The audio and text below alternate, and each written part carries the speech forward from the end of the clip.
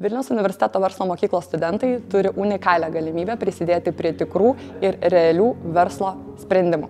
Džiaugiamės, jog šiemet prie mūsų prisidėjo Odore Damore, One Partner, Cargo Go įmonės, kurios suteikia mūsų studentams galimybę prisidėti prie realių iššūkių ir juos spręsti. Taigi, manau, jog dabar yra puikia proga pažiūrėti, kaipgi mūsų studentams sekėsi ir kokiusgi iššūkius jie sprendė. Paprašėme studentų, kad jie pažiūrėtų, kaip galima pagerinti, padaryti mūsų parduotuvės dar patrauklesnės ir žinomesnės. Turime ekskliuzyvinės sąlygas pardavinėti nekilnojamą turtą kitoje šalyje ir ta šalis turi kaip ir karo grėsmę. Šiuo metu turim nukritusius labai stipriai pardavimus, paprašiau studentų, kad sugalvotų, kaip galima būtų tą išspręsti. Išmokau daugiau bendradarbiauti su komanda, kas tikrai ateityje gali padėti tiek ar versle, ar dirbant kažkokio įmonėje, kurioje reikės bendradarbiauti. Kuo greičiau tu pradedi kabintis į tą pačią praktiką, kuo greičiau išeini iš knygų, manau, tuo geriau ir greičiau gali suprasti, kaip veikia visas šitas dalykas ir greičiau tobulėti šioje srityje. Išmokau prisitaikyti prie komandos, manau, labai pravers ateityje ir darbe, ar tai būtų santykis su žmonėm.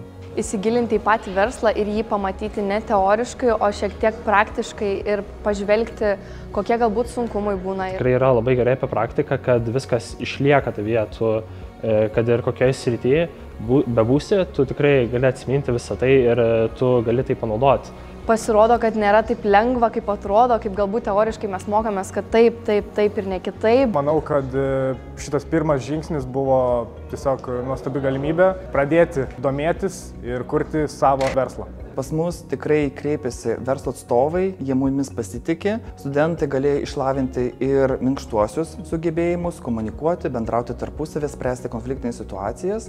Na ir turbūt didžiausia nauda, jie turi daugiau pasitikėjimo savo jėgomis ir mato, kad jų įžvalgos, jų idėjos gali būti netgi pritaikytos praktikoje. Labai buvo įdomu žiūrėti, kaip studentams sekasi. Matyti, kiek jie gali atiduoti savęs į tokius projektus ir ko jie patys gali išmokti iš to. Nes kai darai paskaitą, paprastai labai aiškiai, tu labai turi konkrečius dalykus, ką turi išmokti. Ir labai aiškiai informacija, kiek jie paims tos informacijos.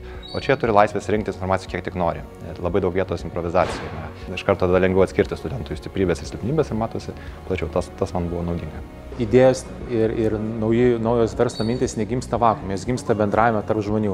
Ir kuo daugiau skirtingi žmonės bendrauja tarpusavį, diskutuoja tarpusavį, atsiranda įdomių idėjų, įžvalgų. Ir tai yra abipusis procesas. Kažką aš sužinau, studentai sužino kažką lygiai taip pat.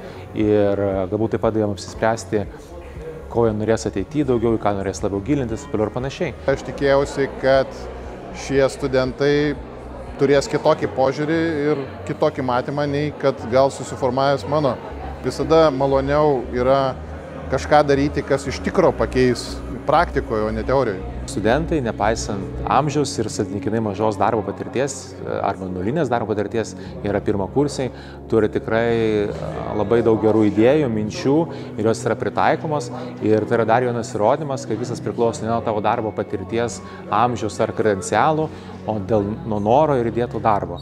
Tai labiausiai tai pradžiugino. Idėjos yra nemokamos, įgyvendinimas yra svarbiausia. Tai viskas dabar priklausys nuo mūsų įgyvendinimo, bet keletą idėjų tai tikrai pabandysim pritaikyti.